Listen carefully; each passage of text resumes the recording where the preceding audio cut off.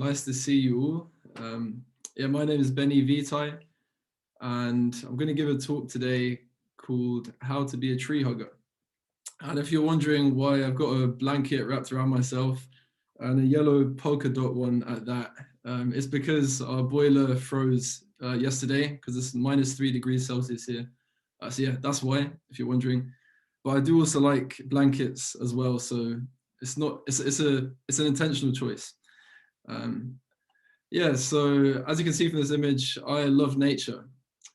From a young age, I've always wanted to spend time in the great outdoors. So I've always wanted that, and I really love our planet. And I'm really grateful to get to experience this world and to live on this planet. Oh, accident. Actually, our planet is very rare and unique. So depending on how you look at it, it's either just another tiny grain of sand in the cosmic ocean, or a precious jewel hidden under the sun's watchful gaze. I like to take the latter point of view. I think it's a really rare and unique planet. So far, we've only found a couple hundred planets that might be inhabitable in our galaxy, but of course, we haven't really been able to observe many just yet because we've only looked at a small portion of the sky, but Earth seems to be a very rare planet and there aren't many out there that can support human life. So it's really special. In one sense, I'm grateful for our planet because it sustains physical life. But actually, in another sense, I'm even more grateful that our planet is so full of aesthetic beauty, which actually makes life worth living, I would say. So it not only fulfills our physical needs, but also our spiritual needs, I would say. I live in a city. I live in London, and it's very noisy, busy, and stressful most of the time. I study here as well, and I never really got away from the city, to be honest. So often I really find I need to get some time away from all of that noise and just return to a state of inner peace. So I often go for nature walks on my own. I often do this. I'll just take a day out and just go to a park. I'll just go to a new park that I've never been to before and just walk around for a whole day or for half a day on my own. And that really restores something in me. And I want to tell you now about a secret hiding place that I have. I'm not going to tell you where it is because that would kind of just defeat the purpose, because then you'd all want to go there. But I found this place last summer. It was kind of during the height of the lockdown. It might have been around June or July. And I was out on a run. I do a lot of long distance running where I live. So I was out running. And I just decided to take a different route this day. Just thought, why not? I'm doing the same boring old route, looking at the same old houses every day, same old shops. Why not I try another route? And I saw there was kind of this patch of grass that had a little dark, it was like a dark path leading into some woodland in one region of my area, one part of my area. And I just never really wondered what was down there. I never thought, I just kind of went past it every day. Then this one particular day, I thought, I've got nothing to lose, might as well. Went down it, and I went down it for a bit, and eventually I came to this beautiful valley in Croydon. If you know where Croydon is, then you'd be shocked to hear that this valley is in Croydon. It's a place in South London, hasn't got the best reputation, but it's where I live. But actually very close to, this is about a 10 minutes jog from my house. There's this valley and it's untouched. There's nobody goes there. I've been back many, many times. Nobody goes there, just old people, to be honest, walking their dogs and that. To discover this place, as soon as I came there, I felt like, wow, this is a special place. It's just amazing. Nobody goes there. And as I ran up, eventually there was all these butterflies and all this kind of thing, beautiful flowers. And a beautiful meadow as well, with a solitary tree. So, I found this place, and now I can't, every now and then I come back to this place when I feel I'm kind of losing myself, when I'm getting too distracted, when my mind's too busy. I come back here to connect to that childlike part of myself. So yeah, this is my hiding place, and this is a really special place to me. And I'd like you to think now, just for a second. Have you got a place like this? A place that when you go there, you feel replenished, you feel yourself, and you feel whole. I'd just like to think about that for a second. And this is that place for me. So, like I said, nature has a lot of aesthetic beauty. So this is Yosemite in America, and I got to go here about 2 years ago, and I took this photo there.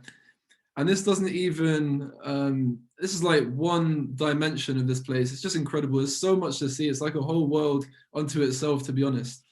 But yeah, just to get the sense that our planet is so rich and beautiful. And when I went here to Yosemite as well, it was a spiritual experience. To see the waterfalls, and for me the huge contrast between the steep cliffs, and then these deep, peaceful valleys, and meadows. And you'd be surprised, but trees even manage to grow within these cracks in the rocks. So there's just so much to learn from nature, right? So much to learn how beauty can arise in the midst of adversity.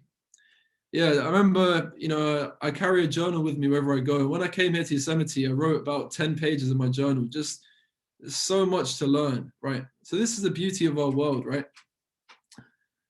But sadly, the reality is that we've not taken good care of our world. And this is really sad, actually. So this here is the Golden Gate Bridge I think it is the Golden Gate Bridge, but it's one of the bridges in the Bay Area in Northern California. And this is not a filter. This is actually what the sky looked like. And this was only a year ago, either a year or 2 years ago, 2 years ago, where there were wildfires in Northern California, which caused a lot of pollution and led to mass evacuation of hundreds of thousands of people. And this is actually the reality of our world right now. It's very sad. And actually, this bridge here is only a couple hours drive from Yosemite. So, you get a sense that you have such beauty here, but then actually our world is really suffering here, right? And this is also just a bit further south in Los Angeles. So if you see this cloud here, again, it's not a filter, and it's not like some nice kind of precipitation or something. It's thick smog, which is actually ozone, which has been created at the surface or at surface level. Ozone is only ever meant to exist very high up in the atmosphere, and it actually blocks out harmful UV radiation. So it's very useful, but it's actually poisonous and toxic. But in LA, when you go there, you see that every day until at least 11 or 12 o'clock, there's this cloud of smog until the sun burns it away, and then the sky's clear again. So it's quite worrying, to be honest, that there's on the one hand, you have such rich beauty somewhere like Yosemite, but then this is also the reality of our world. And just to bring home the point, in many, many ways, our world is suffering. So here's a graph just showing the levels of CO2, carbon dioxide, over the past 800,000 years, right? And if you see just the past 10,000 or so, or especially the past couple hundred, since the Industrial Revolution, we've reached unprecedented levels. And the scary thing is, we don't yet know what happens when a planet gets into this state. And it's all uncharted territory. We don't know what's going to happen next. Nobody really knows. We can only make estimates, just statistical estimates. Yeah, I don't want to overwhelm you guys, but the point is that, yeah, there's a lot of real issues at the moment with our climate. The one that I want to focus on here is sea levels. So whenever I used to watch these, sometimes on the news you see how some distant country like Bangladesh is flooded, right? Or Indonesia. It doesn't feel, it feels like it's, not in my backyard, right? That's what they say, not in my backyard. it doesn't concern me. I don't have to worry about it. I can just keep going on as I have been doing. But the reality is, a place like London could very well be underwater by the mid 22nd century, if we go along with current rates, depending on how we respond. So a big part of this is increase in temperature, surface temperature. So we've currently got to about, we've increased by about 1.2 degrees Celsius. But if it keeps increasing if it gets to 2 degrees, that's really quite bad. And that's like, so the Paris Climate Agreement, which is like a group of governments have agreed to, stop their emissions so that the Earth never gets hotter than 2 degrees Celsius, because after then it could have really dire consequences. So it's just some statistics, but I don't want to go into it too much, because I want to give you a sense more of how, this planet is our home, and it's a place of diverse beauty, but we haven't really taken care of it. That's my point. Yeah, so the thing is, you see all these things, and it does get overwhelming. I get quite depressed when I read a lot of these statistics, and I have to be careful kind of how often I read them. It really gets you down, So it makes you think, what can I actually do? Because you can, eventually that's what it comes to, because maybe some things are just, for the politicians to deal with, but what can I do, right? So I thought I'd come up with just a couple practical steps. And the whole point here is, ways that we can care for our planet and show our appreciation to our planet. So these are just a few practical tips. I'm going to put, have 7 different tips here. So if you think any of these, if you can see yourself, that any of these things would apply to you, then, feel free to consider them. These are just some things that I try to do. So here's the first one. So you can reduce your heating and lighting usage. So I don't know if any of you ever stayed home from school because you were sick or pretending to be sick. But, sometimes the only thing on TV was the shopping channel. And, I used to see these people with these blanket onesies. So, yeah, anyway, the point is that sometimes, a big contributor to global warming is household heating, because the way that heat transfers from buildings into the atmosphere, because buildings haven't been designed efficiently for heat transfer. So that's why it's good to reduce your amount of heating. Of course, on a cold day like this today in London, you need it, but just to consider, how much do I really need it? And also you can buy LED lamps that are a lot more efficient than normal light bulbs, and also saves you money. Another thing you can do is go reusable. So this is something my sister really got me into. So my sister's a bit, I don't want to say weird, but very, I don't want to say quirky, but just different. She has her own way of doing things, to be honest. So, my sister's the kind of person who will go to like, she doesn't, where does she go these days? Anyway, she goes to like a restaurant, right? Or a takeaway restaurant, and she'll hand them something like this, one of her lunch boxes, and ask for a takeaway meal to be put in one of her own lunch boxes, right? Instead of using their lunchbox. And half the time they look at her with a vacant expression, can't believe that somebody, can't believe, don't think she's serious, right? But that's kind of her way of doing things. And yeah, I've started doing that myself as well. I use this cup whenever I go to cafes, and I get 50p off actually, just for bringing this. Well, 50 cents, whatever you use in your country. So you get discounts actually for using your own foodware, and it really makes a difference actually. It adds up. You wouldn't believe how much plastic you waste every year, but it adds up. My sister also uses this wooden spoon as well. Just have a few things here. So yeah, there's different things you can do. So just choose the, go reusable. I've got a water bottle as well. Different things you can do. All right, so point 3. So when my sister told me this, I didn't like it because, I used to really eat a lot of milk, and I used to work in a cafe. I used to be a barista at a couple cafes in London, making coffees, and I really liked milk, cow's milk. I drank it all the time. I had at least 2, maybe 3 coffees a day with cow's milk, right?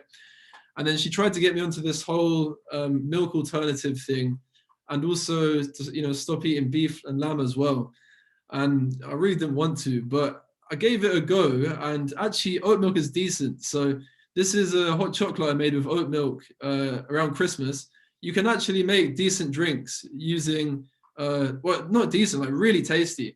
And actually, I find now, after having stopped drinking cow's milk for a long time, that I don't like the taste of cow's milk. It makes phlegm, it gives me phlegm, and I don't actually like the taste. And I much prefer oat milk. And actually, I find it works much better with coffee and with chocolate.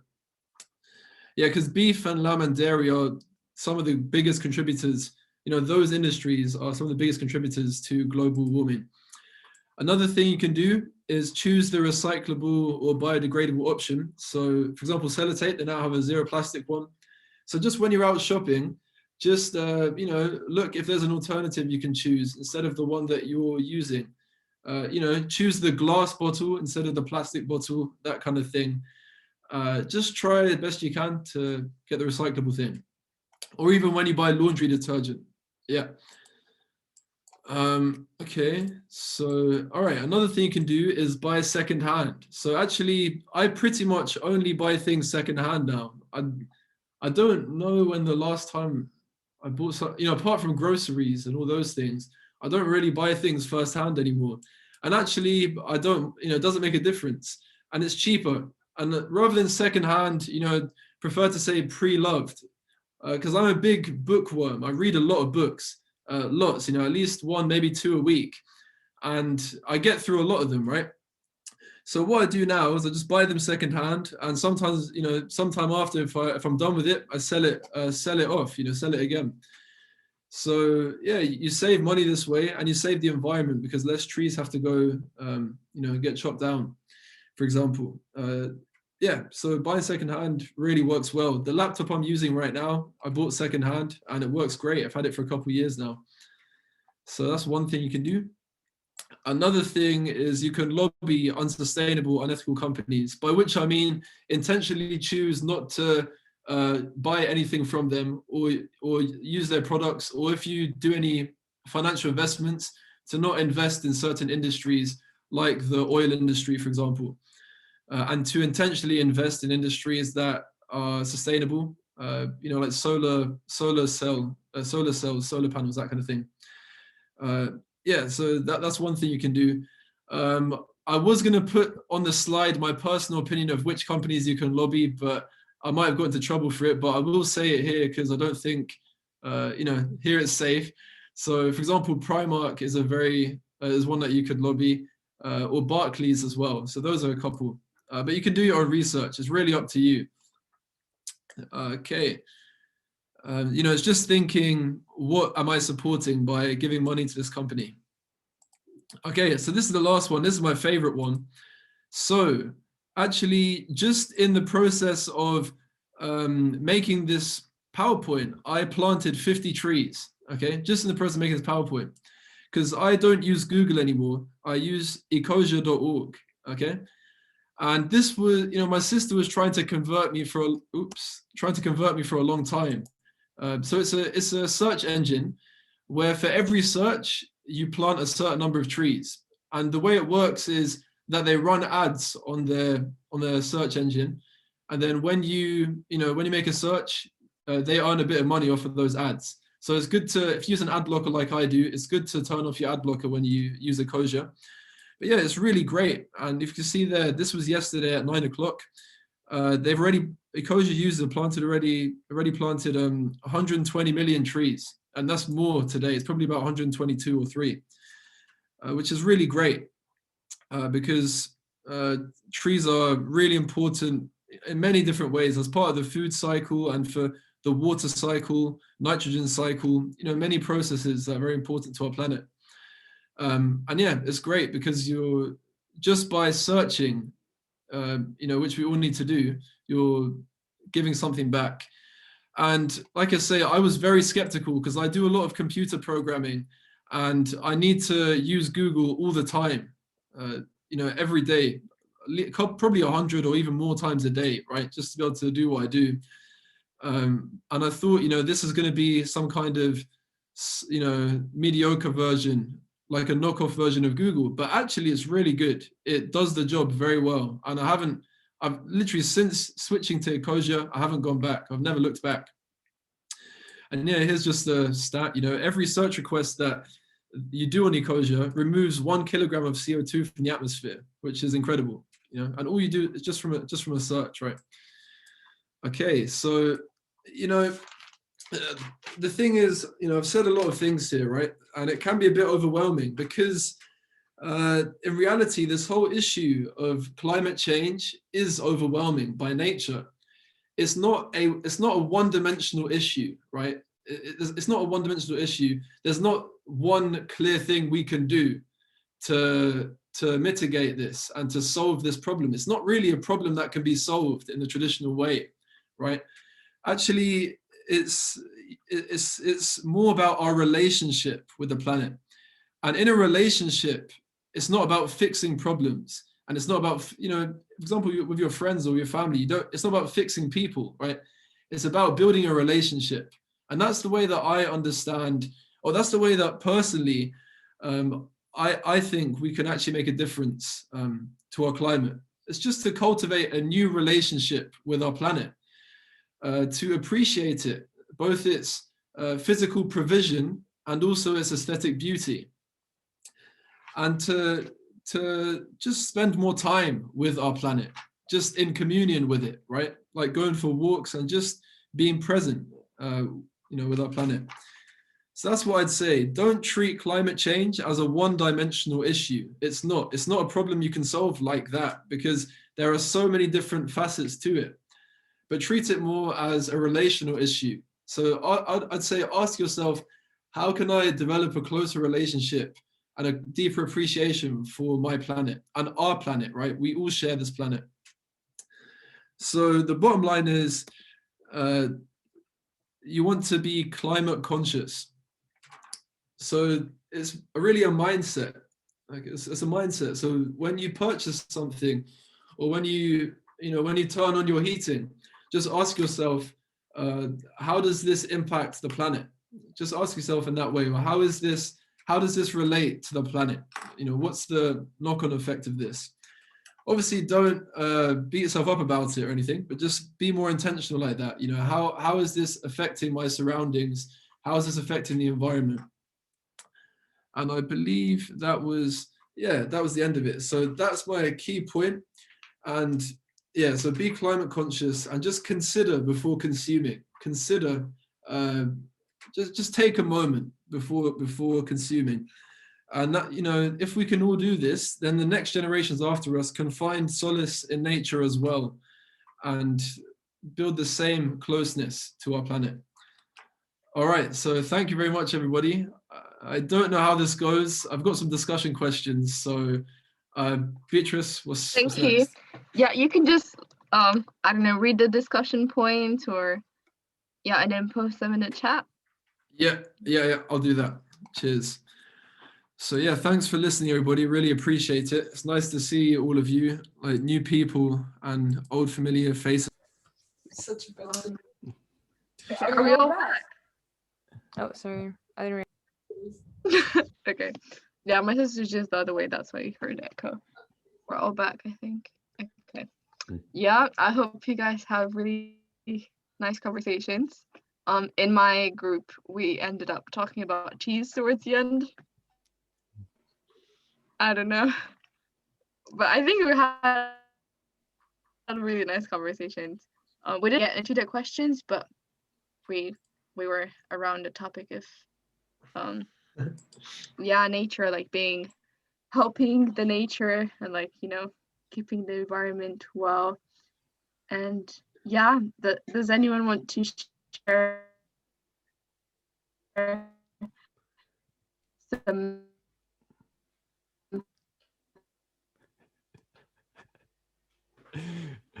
Your internet's not that so great, Bea, right now.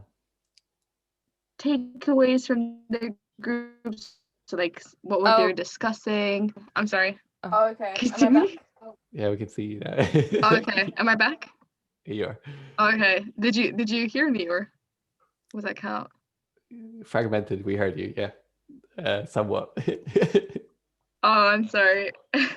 Okay, so my last point was, if anyone has some nice things they were talking about, some interesting points, some, I don't know, controversial points, or like just some good takeaways from the conversation, and would like to share, the stage is yours. So should I start with Yep, you can go. appreciation or like what? Sorry, or did someone else want to share first? Okay, I think we talked about like a lot. We talked about how we appreciate nature, and of course, the question answered all the questions. And I think the one that stuck out most for me, I mean, I appreciate the appreciation task.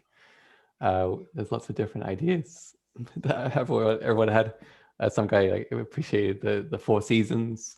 Another guy appreciated the smell and touch of like textures of leaves, smell of leaves, and how that's nature's just so beautiful. I appreciate like the creativity of nature.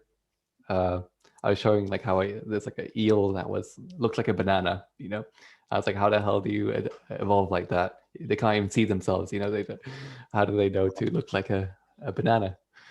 They even have brown spots on them, like a molding banana. Then there's butterflies with like eyes on the wings. Like, how do you become this little fat caterpillar? Just like start off like a microscopic thing, munching on a leaf, and turn into something so beautiful.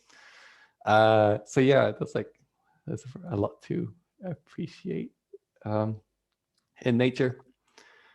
And we also really enjoyed. Oh, climate conscious. We were quite happy with how we were climate conscious. Like we were happy with our levels of climate consciousness because we were conscious about it. We didn't feel like we needed to do like too much more in our lives necessarily initially, even though it would be great to do something like that. I don't think our aims or missions are towards like solving those problems immediately in our lives at the moment. So we're kind of talking about also like the alternatives that are being made already to allow for a better climate as well. And how sometimes like awareness is good, but also creating alternatives is great as well. So you can talk about going vegetarian 5 years ago, but 5 years ago there wasn't very good vegetarian options like for an average person. So yeah, we were talking about that and like how naturally like more companies we're recycling more and more every day. We're learning how to feed more people with like less land every day with like scientific alternatives, and we're learning how to get something from one place to another more efficiently with like less energy and less emissions every day. So yeah, we are working on solutions as well. So that's like, yeah, creating those solutions is also a great way to solve these problems and supporting those solutions, because yeah, that's as much as you can do. So you said invest in green tech companies. I think even solar panels, I read some article that they learned how to recycle like 95% of the solar panel, 90% of the solar panel again. So like, it's amazing the waste rate we're going. Yeah, and I feel like, yeah, I also appreciate like the way we adapt to problems. So we see a big problem or nature also is different climates, different species live in different climates, and each one has its own unique problem, and they kind of learn how to survive in them. But yeah, of course, we're maybe changing them. So maybe it's best to try and maintain what they used to. Yeah, sorry, talking too much. Thank you. Thank you, Alex. I don't know, your point about the eel being like a banana. I don't know where you got that from, but that was really funny. That's what I learned. It's great. Yeah, I don't know, I just remembered. Oh, oh, oh wow.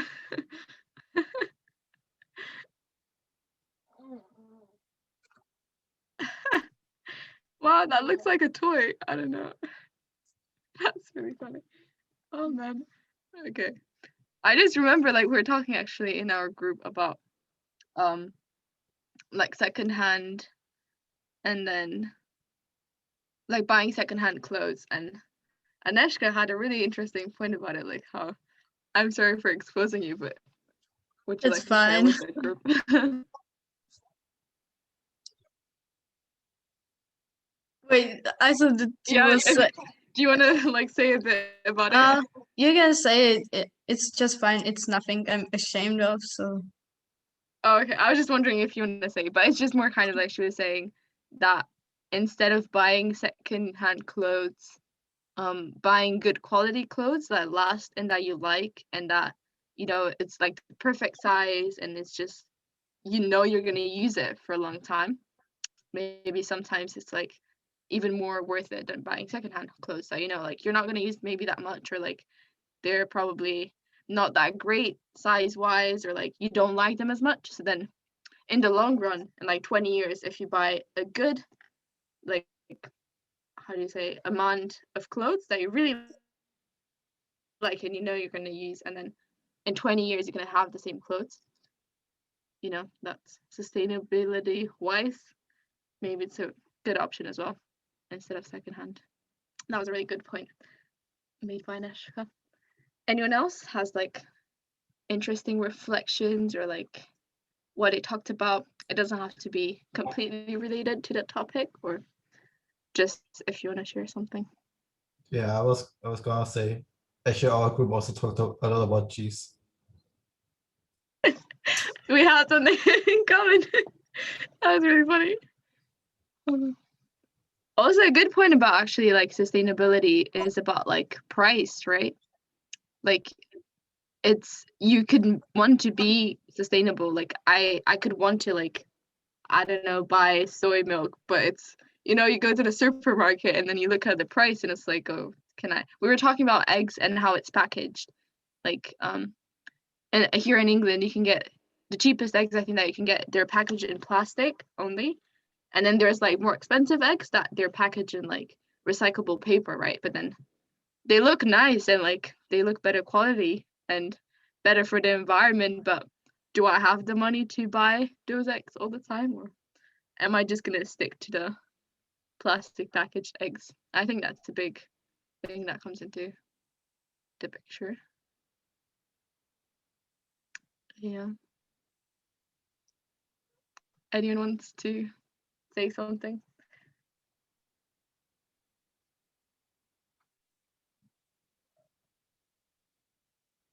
No?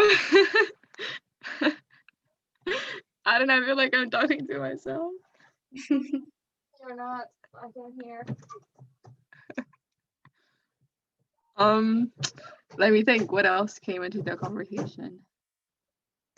Oh, I was also, there's this study, I don't know if you guys saw it, which is kind of crazy. It's about like bags, recyclable, you know, reusable bags. I don't remember if it was about like plastic reusable bags or like even just material bags compared to single-use plastic bags, or like twice, you know, plastic bags that are like thinner and you can use like 2-3 times.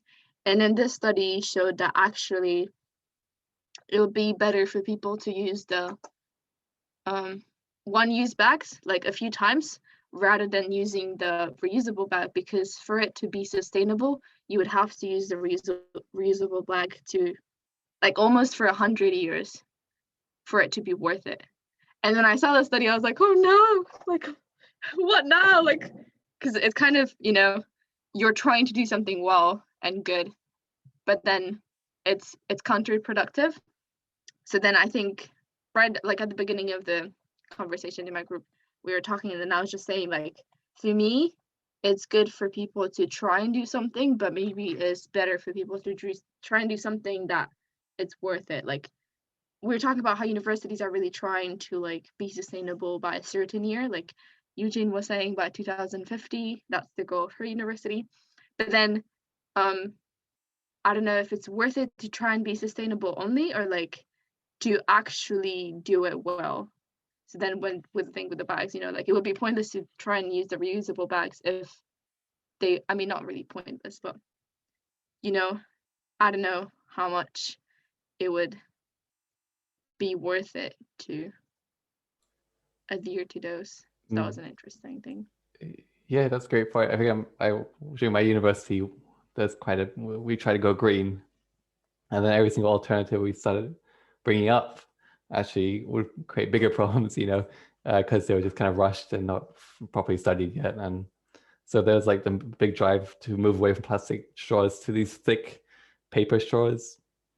But we would always just throw the thick paper straws, like they're covered with some kind of alcohol or something, into the bin anyways, and they just kind of go there. And yeah, it was just like, it was so much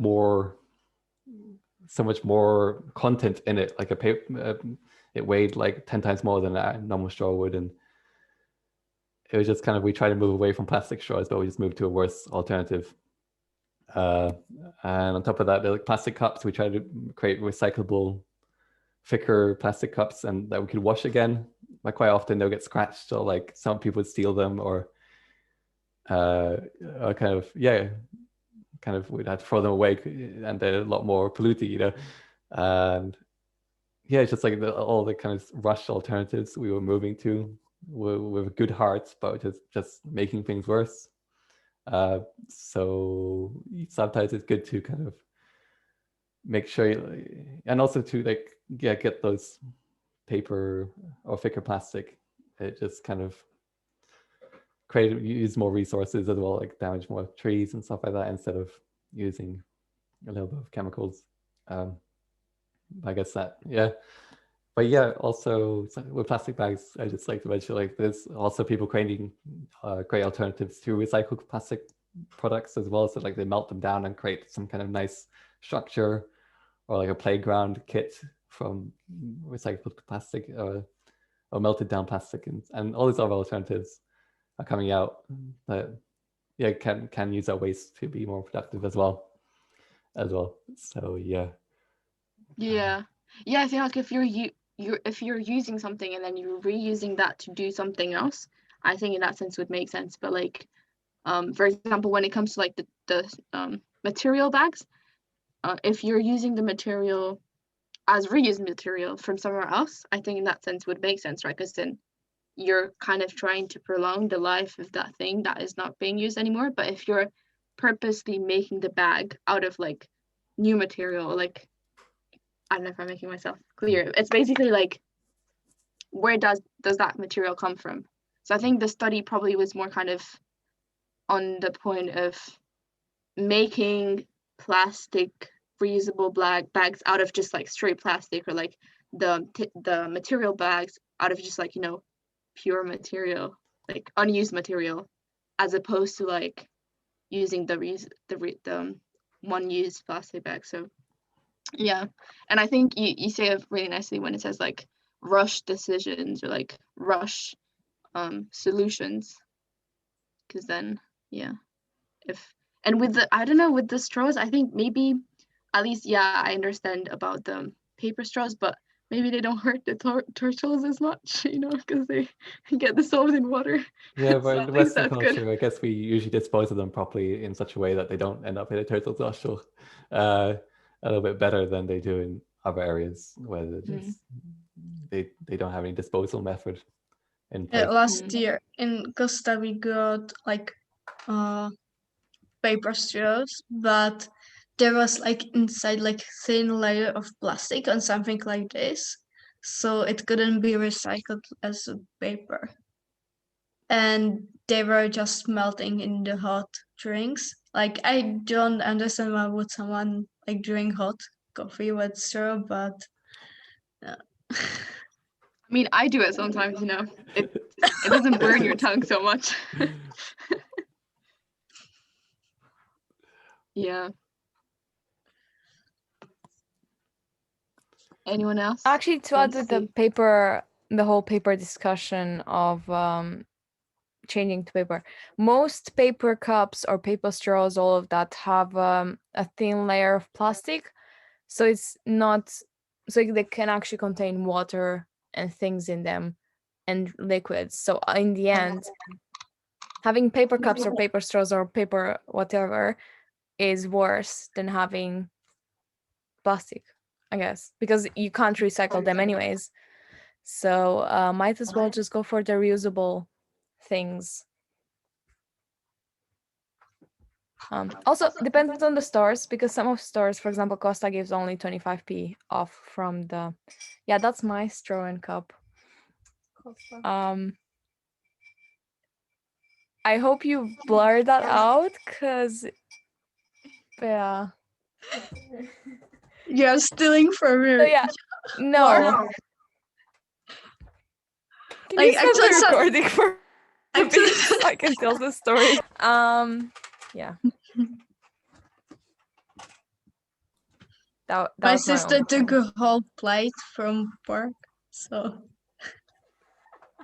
Oh, I know ABC, but Join me in prayer. Dear Heavenly Parents, think of this time we can come together and discuss such important matters, and that Benny could give some of his insight on how to be more aware of our surroundings. And Father, you've given us a beautiful planet and a beautiful environment where we can really spend time with each other and share in your creation. Pray that humankind may be able to live in harmony with nature and provide a better future for our children in the future. So I thank you, and I put this prayer in my name, Victor Raineri of the Blessed Nature Families Aju. Thank you for your wonderful prayer, Victor, and thank you for your talk, Benny. It's nice diversification. We always talk about people, and it's nice to be kind of more appreciative of nature, having a favorite place, and kind of reflecting on what we appreciate and like how to become closer to it. So thank you very much. Yeah, so yeah, if you guys need to go to bed now, feel free. Otherwise, you can stay for games and discussions with us. So